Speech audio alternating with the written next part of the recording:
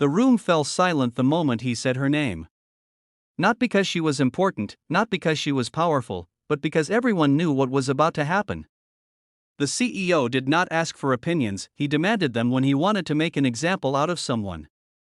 And that morning, under the cold white lights of the conference room, it was her turn. Before we continue, if you believe in kindness, in second chances, and in the quiet strength of ordinary people, take a moment to like this video, share it with someone who needs encouragement, comment your thoughts, and subscribe to the channel. Stories like this remind us that dignity can rise even in the darkest rooms. Maria had been working at the company for just 8 months. She was 26 years old, soft-spoken, and carried herself with a calm that many mistook for weakness. She came from a small town where opportunities were scarce and dreams were often folded away like old clothes. Her father had worked construction until an injury left him unable to lift heavy materials. Her mother cleaned houses. Maria was the first in her family to graduate from university, and every morning when she stepped into the glass building downtown, she carried more than a laptop in her bag, she carried her family's hope. The CEO, Alejandro Ruiz, was known for his sharp suits and sharper tongue. At 45, he had built the company from nothing, and he reminded everyone of that fact constantly. He valued results over feelings, numbers over names. To him, employees were replaceable gears in a fast machine. He believed pressure created diamonds, but he often forgot that too much pressure could also crush. That day's meeting was about a failing marketing campaign. Sales had dropped, investors were nervous, and tension floated through the air like invisible smoke. Senior managers presented charts filled with red lines and downward arrows.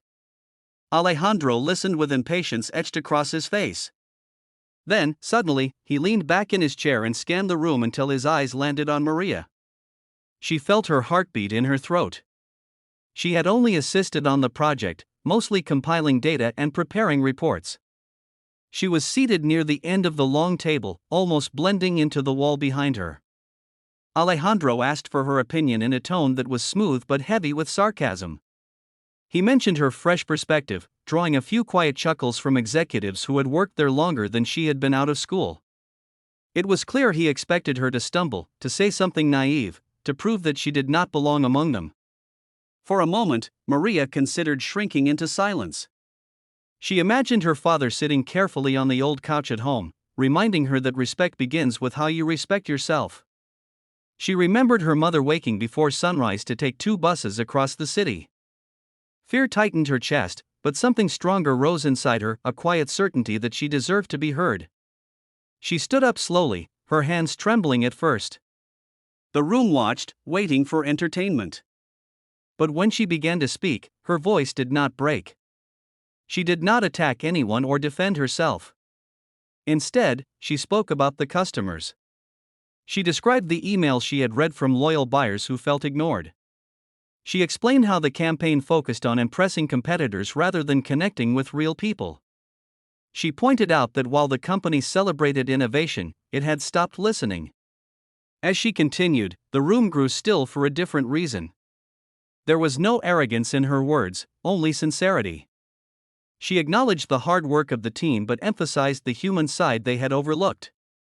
She suggested small, practical changes, clearer messaging, community outreach, honest storytelling instead of flashy promises. Alejandro's expression shifted. At first, it was disbelief. Then curiosity.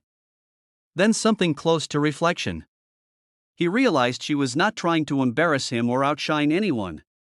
She was trying to save the company. When she finished, silence lingered, not mocking this time, but thoughtful. One of the senior managers nodded slowly. Another scribbled notes.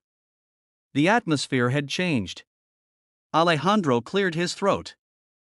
For the first time in years, he felt the sting of his own pride.